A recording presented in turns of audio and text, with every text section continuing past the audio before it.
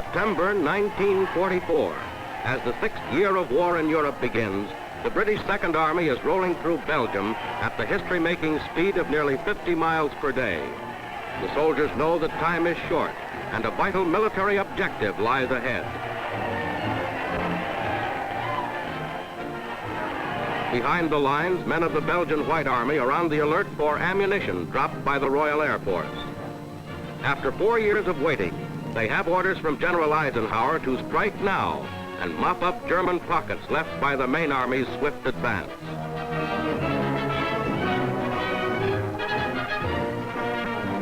On September 4th, units of the British 11th Armored Division reach the suburbs of Antwerp. The fight is sharp and short. Organized groups within the city have prepared the way, and the urgently needed docks and rail yards are captured practically undamaged. The fighting men well know that the long water approaches beyond are still in German hands. With the capture of the city of Antwerp, the battle for the port has just begun. Early dawn finds the British Second Army moving in to penetrate the tough canal country beyond Antwerp. In cold earnest, the soldiers realize that the days of their triumphant sweep are over. From here in, war is grim and unrelenting. One canal leads only to another, hazardous and riddled with enemy defenses.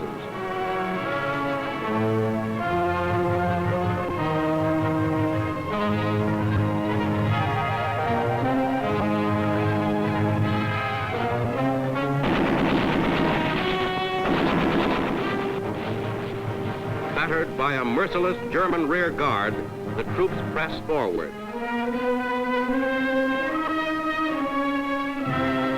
Meanwhile, from secret airfields in England, a huge air army is thundering into the sky. Here in momentous flight is a long-planned Allied strategy. 3 waves of more than 2,000 aircraft heading east for Holland. 1 wave is directed to Eindhoven, 1 to Nijmegen, and 1 to Arnhem. Their mission is to get behind the enemy's water defenses, roll up the German right flank, and join the ground armies at the gateway to Germany. Across the skies of Northern Europe, they roar their message of strength and hope.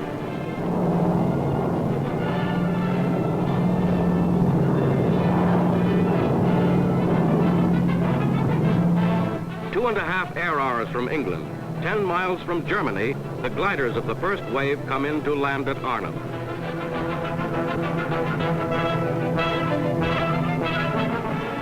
Veterans of air action in France, North Africa, and Italy, the men of the 1st Parachute Brigade bail out. Their objective is below them, bridges across the Rhine that lie in the path of the oncoming British Second Army.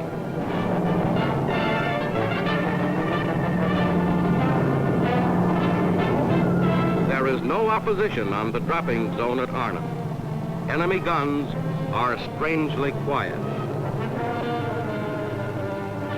Meanwhile, already on Dutch soil, the ground army is racing towards Eindhoven to meet the paratroops of America's 101st Airborne Division. While thundering northwest, the 3rd Air Wave is on its way to Nijmegen.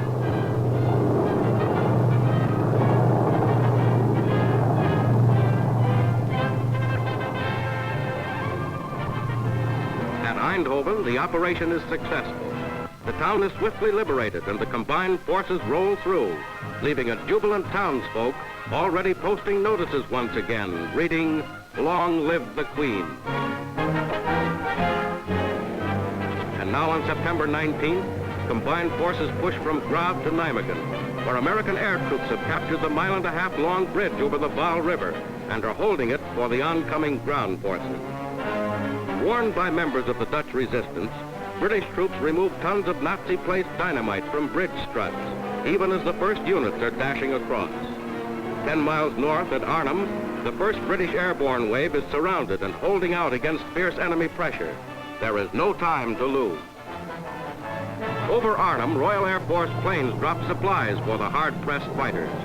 They are surrounded on 3 sides, with the river behind. Their only means of communication with England is on the public relations radio set.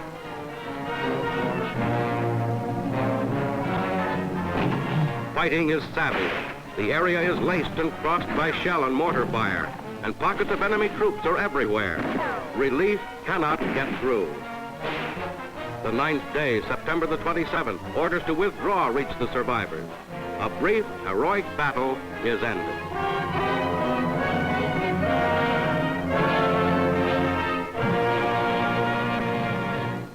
And now, with fierce courage and savage determination, the British Second Army lashes out to wrest new victory from defeat in an urgent military move to widen the thin Dutch salient.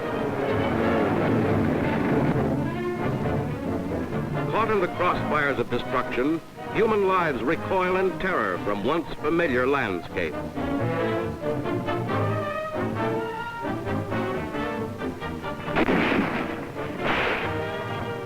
And so, after nearly 2 months of fighting, the drive for the approaches to the port of Antwerp is entering its final, bitterest phase.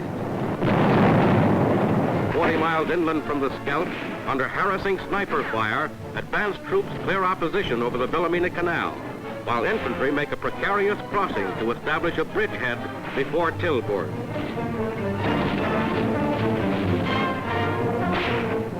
More than 50,000 Nazis are reported fleeing, as General Dempsey's troops force their way forward to clear the area from Nijmegen to Sertogenbosch. The stage is set for the final assault.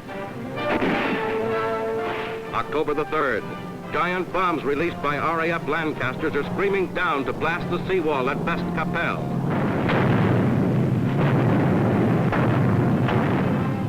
Holland's oldest enemy, the North Sea, is boiling through 12 breaches in the dikes to flood the length and breadth of German-held Walcheren Island. Says Radio Orange, the people of Holland will bear the destruction of Walcheren and fight on to the end. Responsibility for the ocean of grief washing over us can be placed at only one door, Berlin. On November 1st, long-range guns go into action across the narrow waters of the Scheldt. At dawn, while dive bombers scream down over enemy gun positions, daring British Royal Marine Commandos speed out to assault Flushing.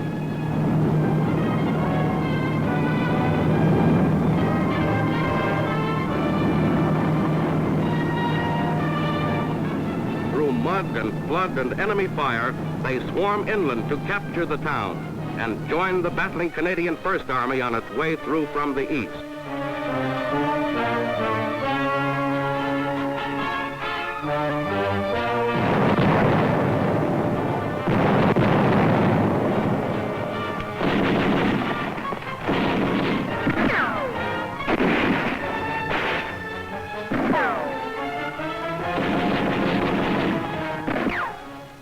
Meanwhile, from the west, British warships unleash a terrific rocket bombardment on Nazi shoreline batteries as the 2nd British Task Force of Marines heads out for Westkapelle.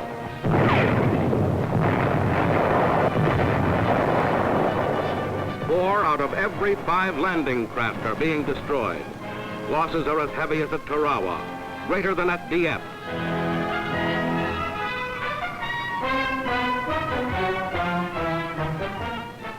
With courage that defies the enemy and the elements, the commandos storm ashore to seize Westkapelle and end a victorious engagement.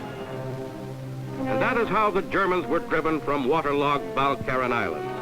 That is how the approaches to the port of Antwerp were cleared. On Walcheren, they call it Heartbreak Island. But the people who live here bear on their coat of arms the words, "I struggle and emerge."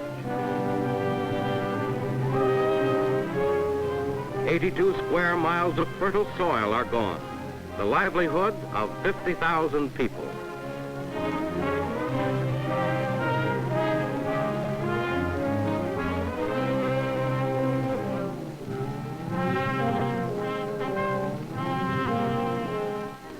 But the people of Walcheren say, "The Lord bade the water rise, and he will make it fall.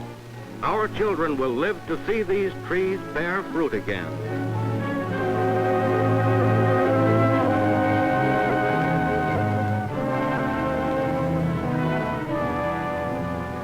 And so a triumphant procession of ships steams into Antwerp harbor unmolested, a lifeline of supply for the armies of the Western Front.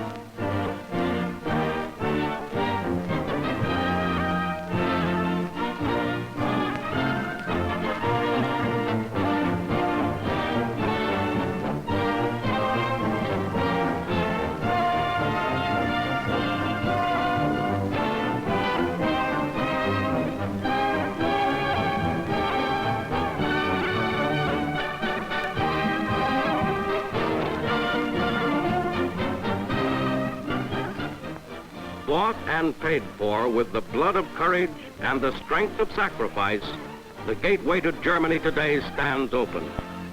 Another chapter is written in the long history of World War II. For the Allies, that day of total victory still lay far ahead. Tanks and troops thundered east toward the Siegfried Line.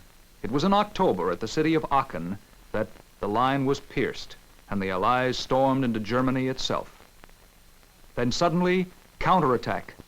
The Germans, reeling under our relentless advance, struck back hard in a last-ditch effort to drive the Allies to the sea. And thus began, on the morning of December 16th, the fateful Battle of the Bulge, a battle that raged through the snowbound wilderness of the Ardennes forest, and finally ended with a do-or-die stand at Bastogne that brought victory for the Allies.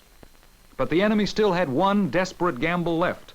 He had failed to stop us on the ground. Now he would try it in the air. It is now possible to tell one of the greatest air stories of the war, the story of New Year's Day, 1945. On Allied airfields in Holland and Belgium, preparations are beginning for another day of air support to our armies in the field. In the light of dawn, the routine of checking over machines and armament is underway.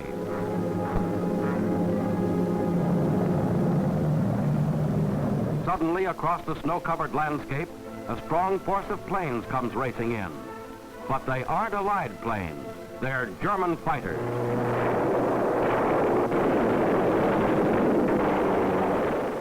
Anti-aircraft gunners and the RAF regiment dash into action.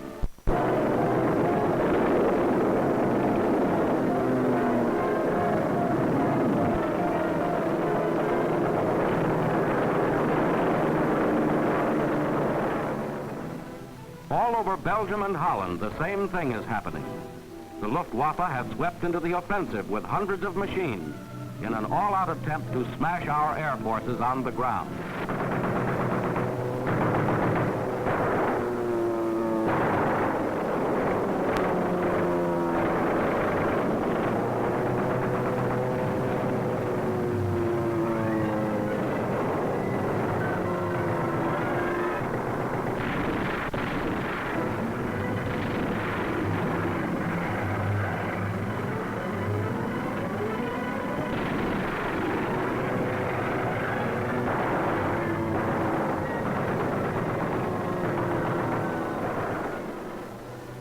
Radio messages are flashed to other airfields, and Spitfires, Tempests, and Typhoons take off from icy runways to shoot the Luftwaffe out of the sky.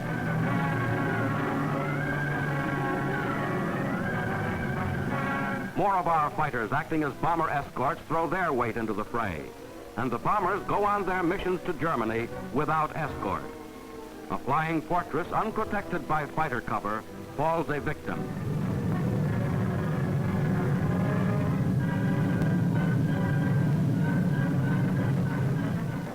The carefully planned strafe by the enemy continues.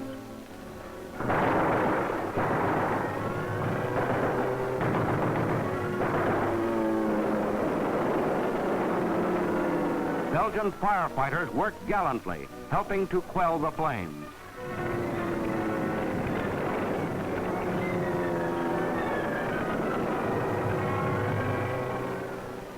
Overhead, British, American, and German aircraft are at grips in the greatest air combat since the Battle of Britain.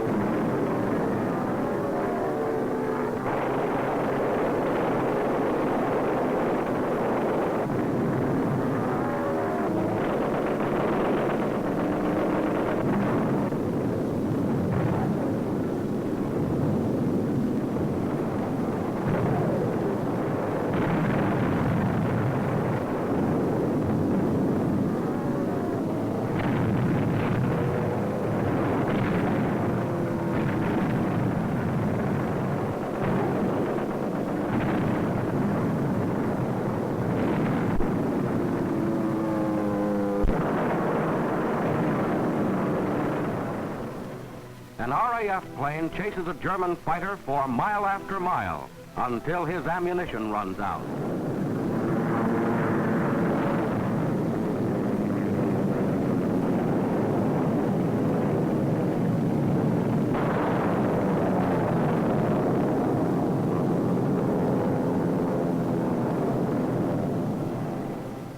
Our camera plane takes up the pursuit with guns blazing and delivers the knockout blow.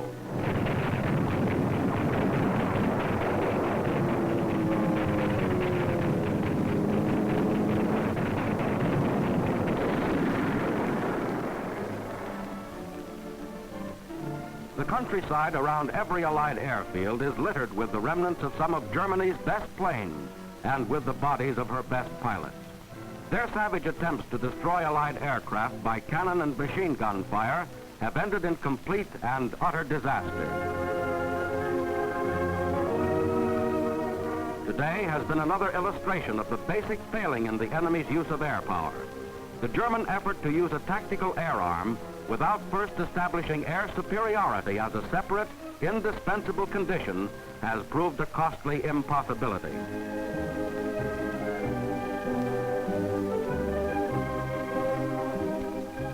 For every plane the Germans destroyed, they paid twice over.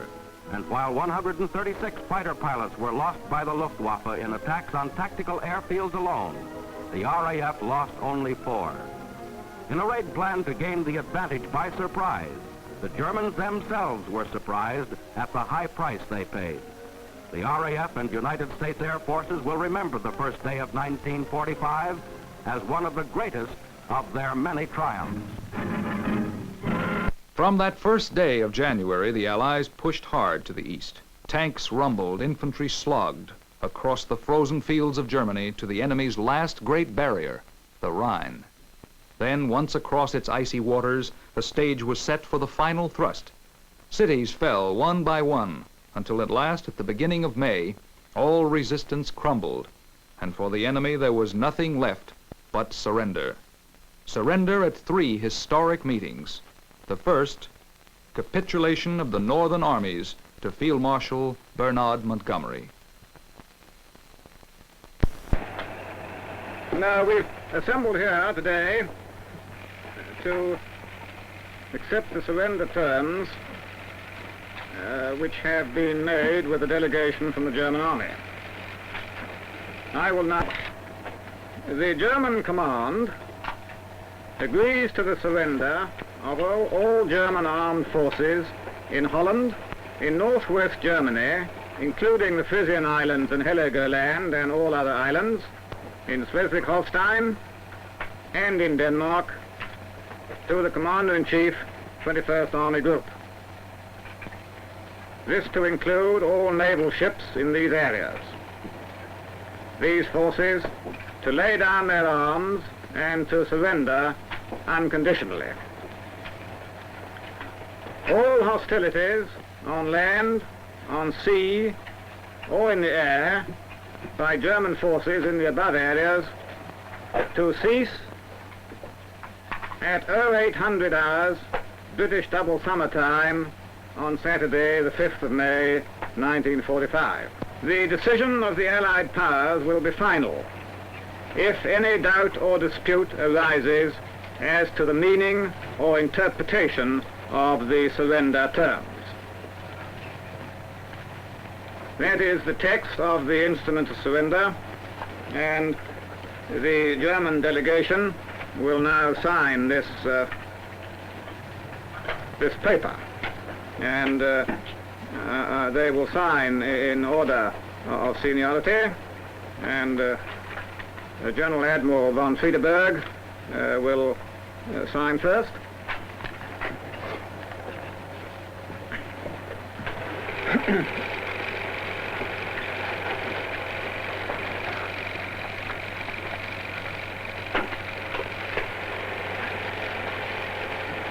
Now, General Kinsel will sign next.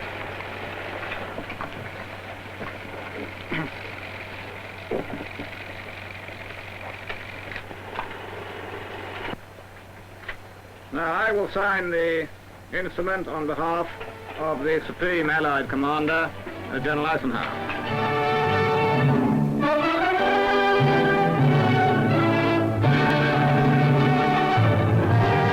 The final avalanche of victory in Europe, sweeping in from all sides, reached its climax in a plain red school building in Reims, France. It was here that Supreme Commander Eisenhower had established advanced headquarters. It was here that the German negotiators came to accept unconditional defeat.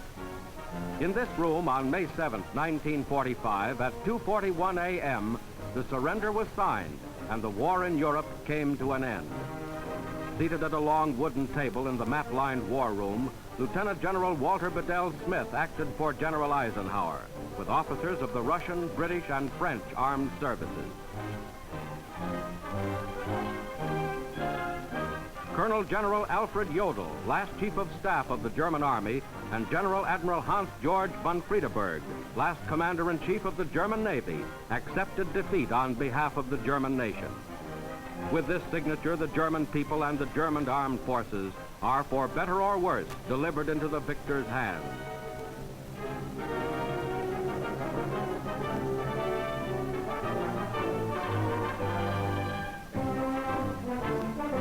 Victory in Europe, said General Eisenhower, belongs to every citizen of the United Nations who has done his or her duty.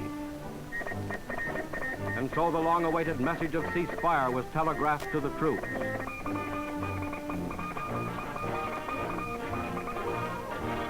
The guns were silent.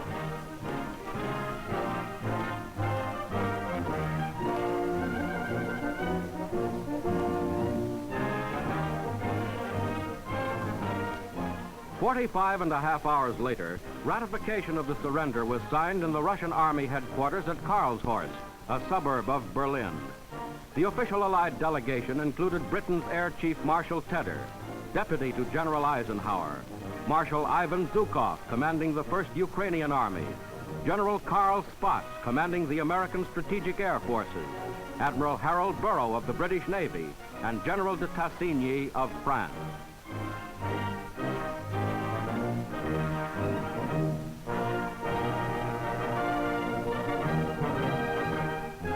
Thin-lipped and haughty, Field Marshal General Wilhelm Keitel, Nazi chief of the High Command and of the Wehrmacht, was to sign for Germany. Asked by Air Chief Marshal Tedder if he was ready to sign, Keitel snapped back in German, "Yes, I am ready." With his own fountain pen, Keitel scrawled his name on 9 copies, angrily demanding an extra 24 hours to notify his army of the terms. His request was refused. Admiral von Friedeberg also signed for Germany. Air Chief Marshal Tedder and Marshal Zhukov signed for the Allies. Victory in Europe was now official. May 8, 1945 became VE Day. In England, the European peace came with thanksgiving and wild rejoicing. Prime Minister Churchill addressed the nation. Yesterday morning at 2:41 a.m. at General Eisenhower's headquarters, General Jodl, the representative of the German High Command, and of Grand Admiral Dönitz, the designated head of the German state, signed the act of unconditional surrender of all German land, sea, and air forces in Europe to the Allied expeditionary forces and simultaneously to the Soviet High Command. Hostilities will end officially at 1 minute after midnight tonight, Tuesday, the 8th of May. We may allow ourselves a brief period of rejoicing. Today is Victory in Europe's Day. Tomorrow will also be Victory in Europe's Day. But let us not forget for a moment the toils and efforts that lie ahead. Japan, with all her treachery and greed, remains unsubdued.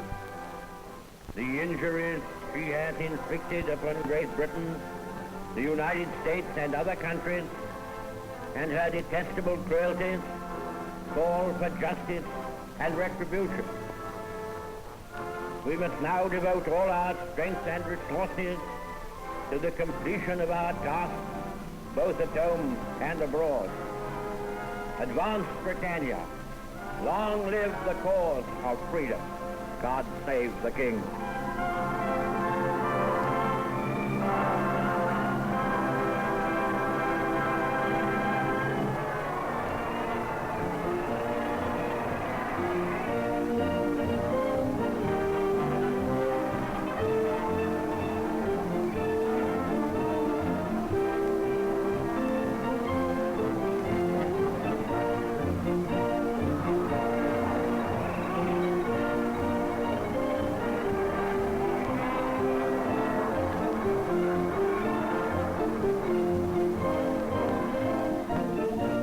In Moscow, Marshal Stalin, flanked by cheering crowds, reviewed a triumphant victory parade in the Red Square.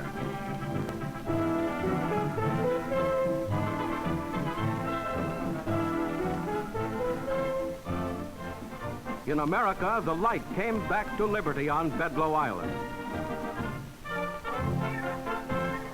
In New York, the greatest crowds in the history of Times Square cheered and milled and shouted, while the Great White Way, after long months of dim-out, blazed forth in all the glory of its electric signs. But under the effervescent spirit of carnival was a deeper feeling of thanksgiving. Every citizen realized that victory was more than a military triumph. It was the defeat of Nazism.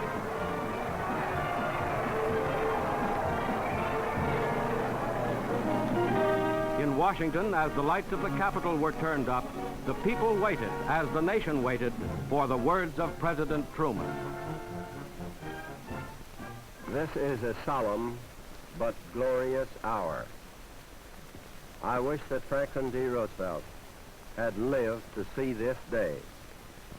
We can repay the debt which we owe to our God, to our dead, and to our children only by work, by ceaseless devotion to the responsibilities which lie ahead of us.